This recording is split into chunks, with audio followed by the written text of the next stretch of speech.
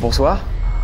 Ah, pas ouf l'intro, ouais, non, je pensais faire un truc mieux, il faut vraiment que je m'en trouve une. On est sur un truc vraiment peu personnel, beaucoup trop simple, donc n'hésitez pas les amis à me dire en commentaire une introduction, c'est promis, je m'engage. Dans la prochaine vidéo, je dirai la phrase la plus likée dans les commentaires. Comme vous l'avez vu les amis, au décor de cette vidéo, on se retrouve dans une maison trop flippante. Au programme, vos histoires que vous m'avez envoyées d'horreur sur l'adresse leo@d-influence.com. On est complètement perdu là en pleine campagne, dans la maison, dites-vous, d'un abonné. Très drôle ça déjà de dire ça. Et cette maison les amis dans laquelle on se trouve aujourd'hui, elle a une particularité. Dans cette maison apparemment il se passerait des choses un petit peu bizarres. D'ailleurs l'abonné viendra nous le raconter un petit peu en début de vidéo, juste après. Apparemment beaucoup d'événements paranormaux seraient arrivés dans cette maison. Cet abonné m'a raconté sur cette maison que voilà apparemment la nuit il entendrait des choses bizarres dans le grenier, dans la maison aussi, dans le salon. Ah bah d'ailleurs elle est là, c'est nickel, on va pouvoir avoir plus d'infos. Ça va les gars? Salut les abonnés. Bah mec, merci beaucoup de m'inviter ici, c'est cool. Est-ce que tu peux mec raconter un petit peu ce qui se passe dans cette maison, voilà, parce que tu m'as raconté un peu en off, mais plus précisément pour que les gens soient dans l'ambiance quoi. Ouais, en fait, moi j'entends beaucoup de choses dans cette maison, j'entends des bruits, j'entends des portes qui se ferment et surtout j'entends beaucoup de choses dans le grenier comme t'as dit, ça me fait vraiment peur et c'est... Comme j'ai dit, tu m'écoutais? Bah, en tout cas, ça me fait vraiment plaisir que tu sois là. Bah, mec, merci de m'accueillir, c'était cool. Ok. Tu veux quelque chose à manger, à boire? Je vais te chercher ça, Pas forcément. Je vais te chercher ça. Ok, il est très spécial, il ressemble parfaitement les gars à Dustin dans Stranger Things, ça me fout droit de rire vraiment. C'est le souci parfait les gars. Bon les amis, avant qu'on commence cette vidéo, avant que je commence à raconter la première histoire d'un abonné, n'hésitez pas évidemment à me rejoindre sur Spotify. Les vidéos que vous voyez comme celle-ci sont mises en avant-première là-bas, donc n'hésitez pas à me rejoindre. Le podcast s'appelle Les histoires sombres et morbides de moi-même, de Léo. Vous pouvez en plus de ça écouter le podcast partout, quand vous vous douchez, avant de dormir dans la voiture. Bref, c'est idéal. En plus maintenant c'est trop cool parce que vous avez aussi la vidéo, donc vous pouvez aussi me voir et voir ce décor-là pendant que vous regardez les podcasts. Venez aussi d'ailleurs, j'en parle très peu d'Instagram, mais venez sur Instagram, comme ça on peut parler en privé, échanger. Vous pouvez aussi m'envoyer vos histoires sur Instagram de flippantes que vous avez vécues, mais aussi j'y partage là-bas les backstage des vidéos. Bref, phase promo terminée, on passe maintenant à la première histoire, qui est celle de Lisa. Lisa, au moment des faits, elle a 23 ans et elle souhaite nous raconter plusieurs de ses expériences paranormales qu'elle a vécues. Depuis sa tendre enfance, elle a toujours eu une certaine sensibilité qui s'est accentuée au fil des années. Très jeune, elle voyait des choses, mais sûrement dues à son jeune âge. Donc, elle les ignorait. Vers l'âge alors de 6 ans, sa famille a emménagé dans une maison qui était auparavant une vieille ferme des années 1870. Et dès le début, elle nous dit qu'elle s'y sentait super mal. Au point qu'elle dormait même avec la lumière allumée, chose qu'elle ne faisait pas du tout avant. Et en grandissant, les phénomènes se sont multipliés et se sont concentrés surtout au niveau du grenier, où elle entendait même des voix appeler clairement son prénom. Elle nous précise que ça, c'était pas des hallucinations auditives. Un jour, avant d'aller dormir, elle avait alors décidé avec sa maman, très croyante, de mettre du sel béni sur les marches qui menaient au grenier. Le lendemain, elles sont allées voir, et là, elles restent bouche bée toutes les deux. Le sel était devenu noir et s'était littéralement incrusté dans les marches en bois. Bon, directement, elles se sont dit, on va trouver une explication rationnelle. C'est peut-être la pluie, une infiltration d'eau, mais bon, elles étaient en plein été. Et il ne pleuvait pas, donc ça ne pouvait pas du tout être ça. Par la suite, les phénomènes se sont intensifiés de plus en plus, notamment juste avant leur déménagement. Comme si les choses qui étaient là ne voulaient pas qu'elles partent. Lisa sentait qu'on s'asseyait sur son lit la nuit et voyait clairement le matelas s'affaisser à côté d'elle. Elle se sentait observée avec une sensation de malaise qui traversait son corps. Des ombres apparaissaient quotidiennement. Toutefois, l'événement qui l'a le plus marqué est sûrement celui-ci. Cela faisait quelques jours maintenant qu'elle se faisait quotidiennement réveiller toutes les nuits par le même bruit de quelque chose qui tombait dans les escaliers. Cependant, une nuit, elle a vu discrètement une bille qui rebondissait sur les marches et qui est venue rouler jusqu'au placard en face. Elle lève alors la tête et voit un enfant lancer ses fameuses billes. Il était habillé comme les enfants des années 40-50. Un short en velours avec des bretelles, une chemise en coton, une casquette Gavroche et des bottines en cuir. Il tourne la tête, la regarde, et chose très flippante, il avait les yeux blancs. Mais étonnamment, elle ne le sentait pas méchant, mais plutôt perdu.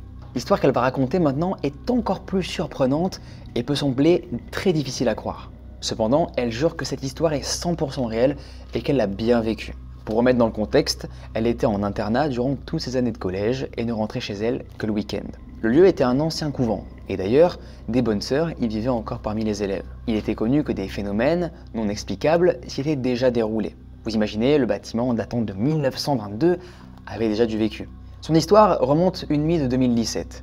Elle dormait, mais percevait au loin des bruits qui s'intensifiaient petit à petit. C'était vraiment très particulier. C'est comme si en fait quelqu'un poussait un chariot métallique dans le couloir. Au début, elle pensait que ce n'était qu'un rêve.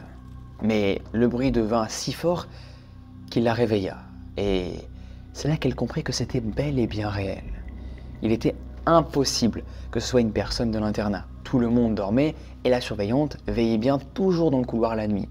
Elle s'assoit alors dans son lit et comme le bruit ne cessait pas, elle décide d'ouvrir la porte.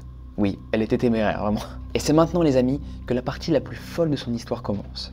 Elle se retrouve face à face avec une infirmière, habillée d'une longue robe bleu canard, recouverte d'un tablier blanc et d'un brassard à l'effigie de la Croix-Rouge, portant un bonnet de la même couleur sur son chignon. Devant elle, un chariot en métal recouvert d'instruments chirurgicaux. L'infirmière tenait une seringue en main qu'elle présentait à un médecin de biais. Elle ne distinguait quasiment pas ses traits dû à sa position, mais il portait une blouse blanche et un pantalon marron et avait les cheveux légèrement bouclés. Il criait à l'infirmière de se dépêcher. Du côté, des soldats étaient couchés à même le sol. La plupart criaient de douleur et étaient dans un état très grave. Elle serait capable, dites-vous là, de dessiner la scène tellement que cette histoire l'a bouleversée et l'a marquée. Et là, d'un seul coup, tout devient noir. Elle se réveille seulement le lendemain matin dans son lit. Immédiatement, elle se rappelle de ce qu'elle a vécu. Et clairement, elle sait très bien que c'était bien réel et qu'elle ne dormait pas. Ce n'était pas une paralysie du sommeil, car elle pouvait bouger. Elle n'a rien dit pendant longtemps. C'est uniquement en fait durant le confinement, comme beaucoup de gens, qu'elle s'ennuyait et s'est rappelée de cette histoire assez folle. Elle a donc entrepris quelques recherches sur l'histoire du lieu pour savoir s'il y avait un lien avec ce qu'elle a vu. Et là, elle découvre, choquée, que le couvent avait servi d'hôpital militaire durant la Première Guerre mondiale. Elle n'est jamais parvenue à trouver une explication rationnelle, donc si quelqu'un en a une là parmi vous dans les commentaires, elle serait bien preneuse. Et moi aussi perso, parce que là, difficile d'en avoir une. Bon, ces histoires sont évidemment qu'une infime partie de ce qu'elle a pu vivre tout au long de sa vie, mais celles-ci seront sûrement les plus marquantes, selon elle. Eh bien écoute, merci beaucoup Lisa pour ton témoignage, ça fait extrêmement plaisir que tu nous l'aies partagé, que tu aies eu ce courage-là, parce que ça paraît, c'est vrai, complètement fou, on dirait un film ta vie. Alors au début de l'histoire, ça m'a un peu marqué, tu dis que le sel est devenu noir. Mais alors là évidemment, et je pense que c'est le cas, on est je pense sur une réaction chimique, alors j'y connais rien, je suis pas scientifique, mais perso je pense qu'on n'est pas trop sur du paranormal, mais plutôt sur quelque chose d'explicable. Mais par contre, les autres événements, comment tu veux que je te donne une expertise? Je ne suis pas du tout analyste dans le paranormal, mais par contre, j'aimerais vraiment que dans les commentaires, on essaye de résoudre un petit peu cette histoire, parce que perso là, je suis complètement bouleversé et terrifié pour toi Lisa. J'espère d'ailleurs que ça va beaucoup mieux chez toi en fait, et que tu vis plus trop d'événements comme ça flippants. En tout cas, peut-être que tu en vis encore, mais j'espère qu'ils sont pas aussi forts que dans ton histoire. L'abonné qui nous raconte la deuxième histoire, il n'a pas précisé son prénom car il veut garder son anonymat, donc on respecte son choix évidemment. Il a vécu cette histoire en 2022. Aujourd'hui encore, il en est traumatisé. Alors, rien de paranormal ici, mais parfois la réalité est bien plus terrifiante que toutes les histoires de fantômes. Vous le verrez. Avant de commencer, il tient à préciser qu'il ne citera aucun nom réel, ni aucune information permettant de l'identifier. Il veut absolument garder son anonymat car cette histoire pourrait vraiment lui nuire. Il faut savoir qu'il est photographe professionnel depuis plusieurs années, spécialisé dans la photo de charme. Son travail marche plutôt bien, il a une forte demande et il fait pas mal d'expositions. Il bénéficie même d'une certaine reconnaissance en tant qu'artiste. Un jour, il reçoit alors un message sur Instagram d'une jeune femme qui lui dit qu'elle adore son travail. Il la remercie et il commence donc à discuter. Rapidement, elle lui demande s'il pourrait faire des photos d'elle dans les mois à venir. Elle habite à Annecy, il faut le savoir, et lui à plus de 700 km de là. Mais comme il a vécu quelques années à Annecy et qu'il a quelques potes là-bas, il se dit que c'est peut-être la bonne occasion de combiner travail et retrouvailles. Il lui fait alors un devis assez élevé pour couvrir évidemment les frais de déplacement et elle accepte immédiatement. Elle lui envoie un acompte qui est obligatoire et elle dit qu'elle réglera le reste du coup le jour J. Pendant le mois qui suit, ils discutent beaucoup. Et petit à petit, le ton de leur conversation commence à changer. Une certaine complicité commence à s'installer au fil des jours. Puis, elle commence à lui envoyer des photos de plus en plus, comment expliquer ça, subjectives. Et pratiquement tout le temps, elle lui demande son avis. Au début, il reste très professionnel. Il lui dit simplement qu'elle est jolie et qu'ils feront de belles photos ensemble. Mais sans plus. Mais au fil des jours, les photos deviennent de plus en plus provocantes. Il commence à ressentir une certaine excitation. Elle est vraiment magnifique d'après lui.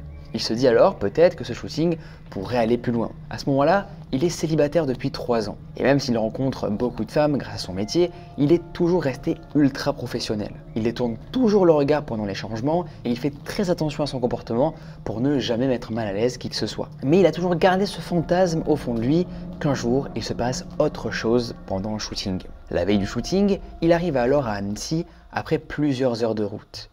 Il rejoint ses amis qui l'hébergent pour quelques jours. Tout se passe plutôt bien, mais il leur confie qu'il a un mauvais pressentiment.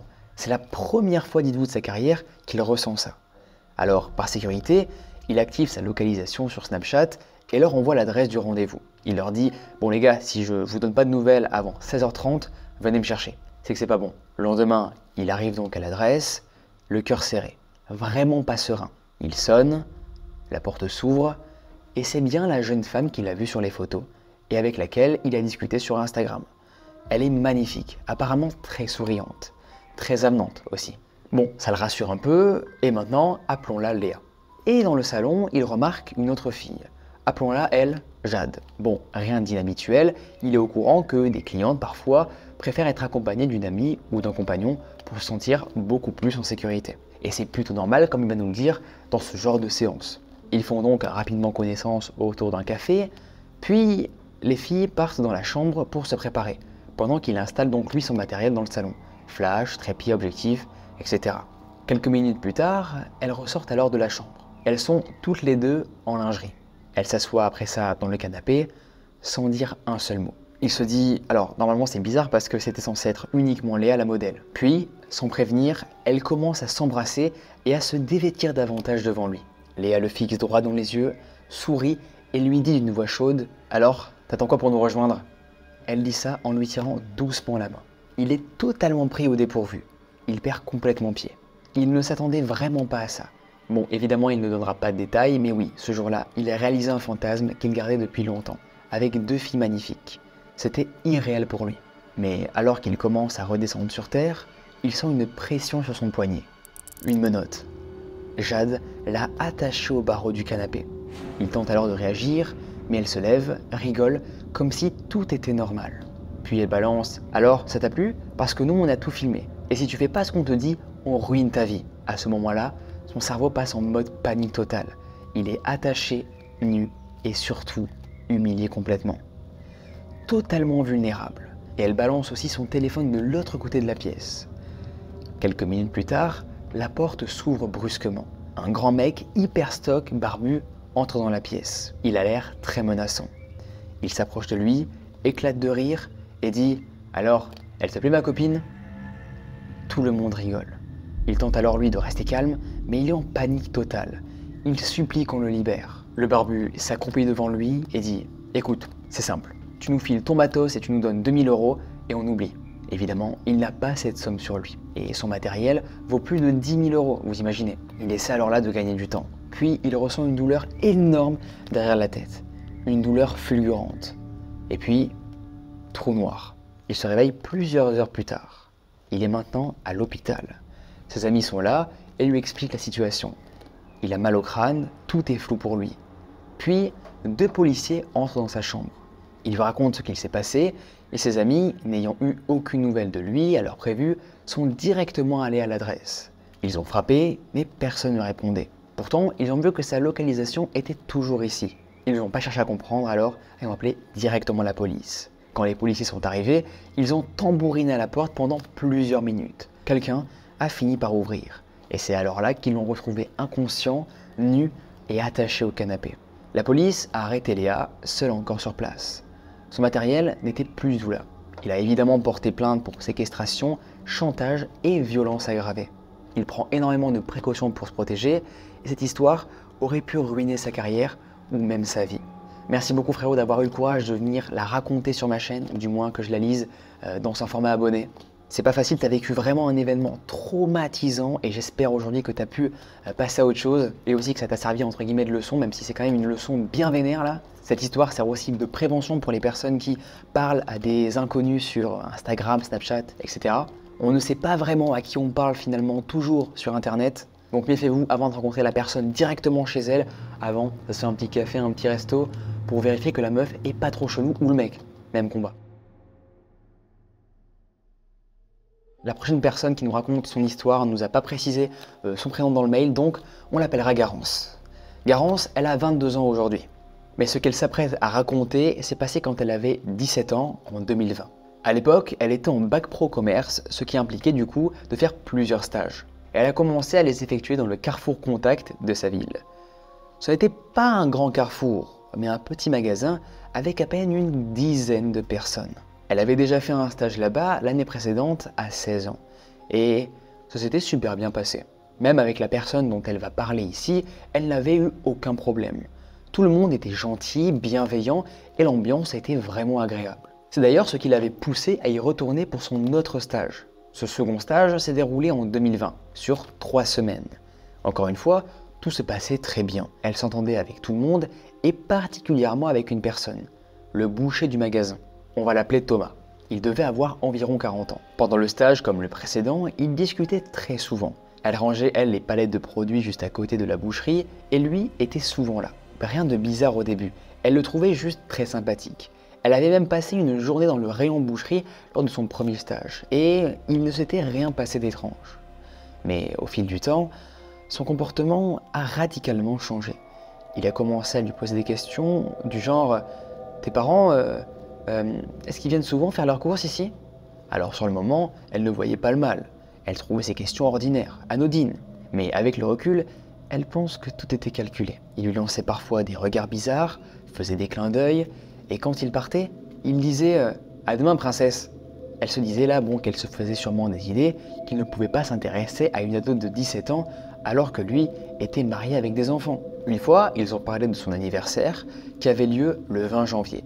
Le stage se déroulait pour préciser en décembre avant les vacances de Noël. Il lui a dit que c'était dommage qu'il ne la verrait pas ce jour-là. Et alors, il lui a demandé son numéro pour pouvoir lui souhaiter. Encore une fois, il part.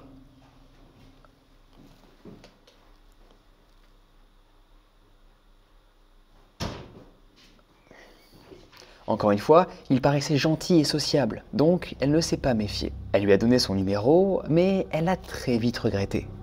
Heureusement, une amie à elle a rejoint le stage. Elle avait été virée de son précédent stage et a intégré le même carrefour. Franchement, elle lui a sauvé la vie. La dernière semaine, le mardi, Thomas l'aborde dès le matin en lui disant qu'il a quelque chose à lui dire. Bon là, elle commence honnêtement à paniquer. Elle sent très vite là que quelque chose cloche. Toute la journée, elle va passer alors son temps à essayer de l'éviter. Mais malheureusement, ils finissent par se croiser devant la porte de la réserve. Et le boucher va lui dire « Ce que je vais te dire là, ça reste entre nous, parce que j'ai une femme et des enfants, tu comprends ?» Et à ce moment-là, son ami arrive, heureusement. Il part juste avant d'avoir fini sa phrase. Garance est soulagée. Son ami voit qu'elle n'est pas du tout bien et lui demande ce qu'il se passe. Elle lui raconte tout. Elle lui conseille même d'attendre pour voir ce qu'il comptait dire. Les jours suivants, il ne lui parle plus vraiment, mais ils se croisent quand même de temps en temps. Et elle remarque un truc bizarre, il devient très tactile. Quand il passe derrière elle dans la réserve, un espace étroit, il se colle à elle. Il lui touche le bassin ou les hanches. Ce n'était clairement pas nécessaire. 2 jours après cet échange, un jeudi, elle se coupe alors avec un cutter en ouvrant un carton. Elle va voir alors son patron qui lui dit d'aller voir Thomas à la boucherie, car il a une trousse à pharmacie. Elle est évidemment, vous le comprendrez, terrifiée Garance à l'idée de se retrouver complètement seule avec lui. Son patron l'accompagne jusqu'à la boucherie, puis la laisse avec Thomas. Il commence à la soigner dans l'arrière-boutique, puis lui dit « Je peux te poser une question indiscrète ou pas ?» Elle ne répond pas. Elle est terrorisée par ce gars. Il enchaîne alors sans avoir de réponse. « T'as déjà eu des rapports sexuels ?» Toujours pas de réponse. Elle baisse la tête alors gênée, terrorisée, sûrement rouge écarlate. Il rigole et dit « T'inquiète pas, on va se revoir en dehors et je te donnerai plein d'expériences. » Elle est tétanisée de peur. À 17 ans, entendre ça, vous imaginez, c'est bien choquant. Elle commence de plus en plus à paniquer. Il sait où elle habite, il a son numéro, et il sait que ses parents ne viennent jamais faire les courses. Tout fait tilt dans sa tête. Toutes ces questions n'étaient pas innocentes. Bon, heureusement, il lui reste 2 jours de stage. Le soir, elle y pense et elle n'arrive pas à dormir. Elle sursaute alors à chaque notification de peur que ce soit lui. Mais rien.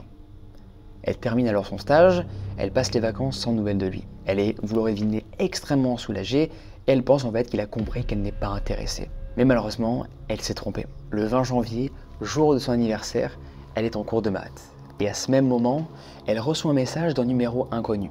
« Coucou, je voulais juste te souhaiter un joyeux anniversaire. » Elle se doute évidemment que c'est lui. Mais elle répond quand même « C'est qui ?» Et là il répond « C'est Thomas. » Elle ne répond pas et quelques minutes après, il écrit « Maintenant que tu as 18 ans, je vais pouvoir t'offrir ton cadeau. » Elle répond « Non, je ne suis pas intéressée. » Et puis après ça, plus rien. Il avait littéralement attendu qu'elle ait 18 ans pour la recontacter. Sûrement pour éviter les problèmes légaux. Elle n'en a jamais parlé à personne, à part à son ami, témoin de tout. Elle lui avait en fait conseillé d'envoyer des captures d'écran à sa femme, mais elle avait trop peur. Peur qu'on ne la croie pas, vu sa réputation. Garance, elle a souvent pensé en fait que tout ça était de sa faute. Qu'elle avait peut-être laissé croire qu'elle était d'accord, juste parce qu'elle n'osait pas dire non. Alors voilà, c'était son histoire. L'histoire de Garance, et elle sait que certaines personnes ne comprendront pas pourquoi ça ne l'a pas autant touchée, en pensant qu'à 17 ans on est assez grande, alors que pas du tout. Mais peu importe l'âge, en réalité, ce genre de situation fait toujours peur. En tout cas perso, moi c'est le cas, ça m'effraie complètement.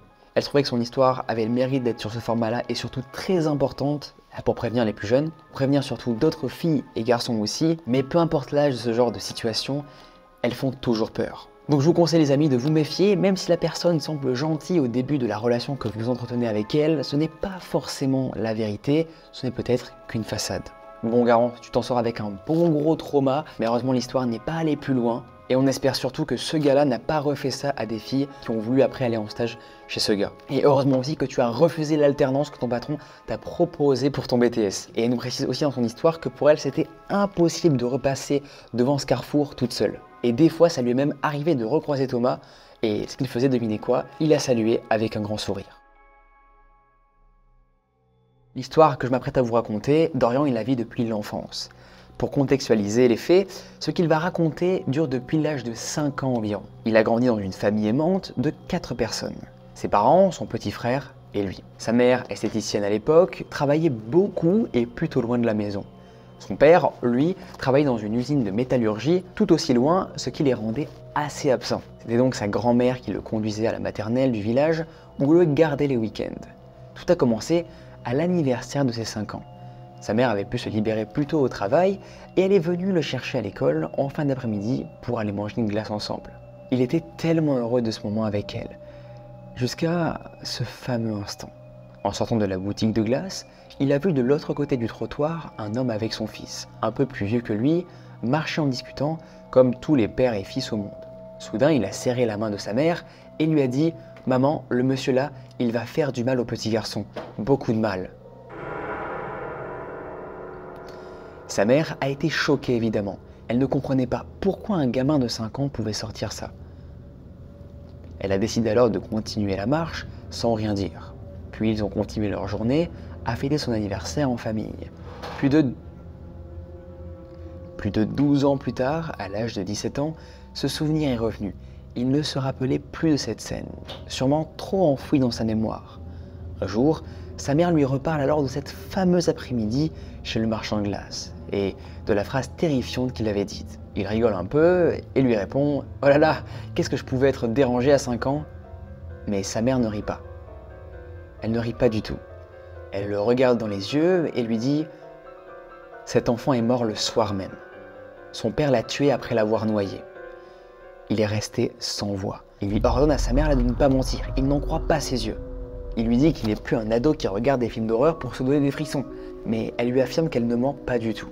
Elle lui dit même avoir une preuve de ça. Car ce fameux père, un policier, s'est suicidé quelques années plus tard dans le même village. Et il a eu le droit d'ailleurs à des articles dans la presse locale. Il tente d'ailleurs encore aujourd'hui de retrouver ces articles, mais impossible. Il est resté bouche bée. Il ne pouvait pas y croire. Depuis ce jour-là alors, tout a changé dans sa vie. Ils ont déménagé dans une grande ville parce que ses parents ont changé de métier. Et c'est sûrement là que tout s'est déclenché. Parce que depuis, durant toute son enfance et son adolescence, jusqu'à aujourd'hui, il ressent régulièrement des choses chez certaines personnes. Mais ce sont toujours des sentiments de malaise, d'inconfort, voire de panique. Par exemple, l'événement le plus récent remonte à 1 an. Sa meilleure amie lui a présenté son nouveau copain. En la regardant dans les yeux alors, il s'est senti très mal à l'aise. Et tout de suite, il a dit à sa meilleure amie de fuir, parce qu'il était persuadé qu'il allait lui faire du mal. Bon, évidemment, elle l'a très mal pris, vous imaginez, et ne lui a plus parlé. Jusqu'à il y a 2 mois, où elle a toqué à sa porte en larmes. Ce fameux copain l'avait battue et tenté de la tuer. Depuis, il aide dans cette démarche judiciaire. Il a toujours, à vrai dire, refoulé cette partie de lui, parce qu'il est toujours quelqu'un de très rationnel, scientifique. Mais là, je vous avoue qu'il n'arrive pas du tout à expliquer ce qui lui est arrivé. Et surtout, ce qui lui arrive encore actuellement. Aujourd'hui, il a 19 ans et il est en première année de médecine. Il veut devenir médecin légiste comme ce bon vieux Philippe Boxo. Il espère alors que son histoire nous a plu et alors, plus je sais pas vraiment si c'est le terme, et que la narration n'a pas été trop calamiteuse. Et merci, non, franchement, elle a été vraiment très claire. J'ai pas du tout eu du mal à la raconter, donc merci à toi frérot. Et merci beaucoup d'avoir...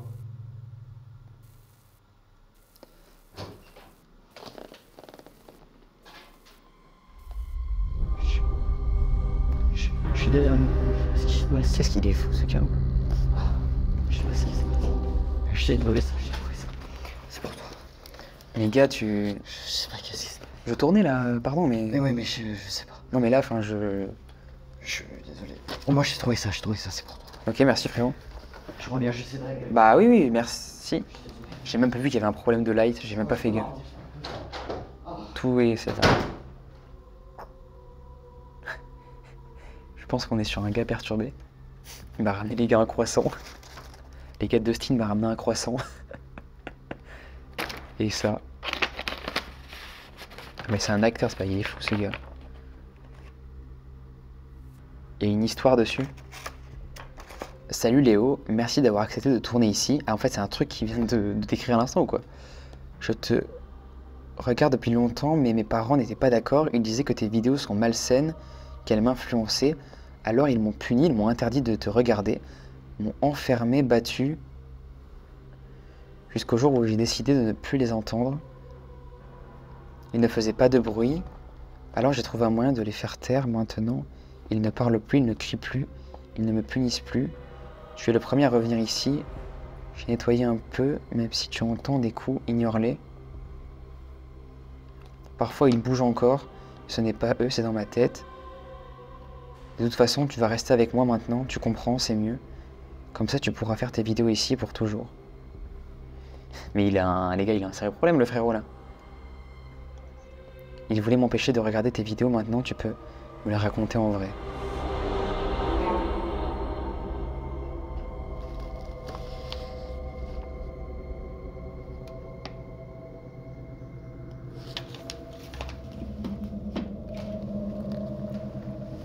Je vais aller le voir parce qu'il me terrifie, le frérot, je pense que c'est un troll.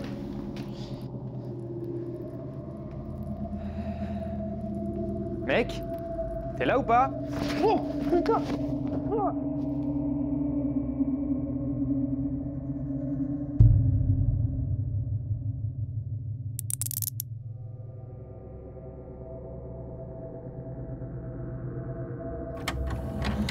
Bonsoir. Ouais, pas ouf l'intro, ouais, non, je pensais faire un truc. Il faut vraiment que je m'en trouve une. On est sur un truc un peu personnel, beaucoup trop simple. Donc n'hésitez pas les amis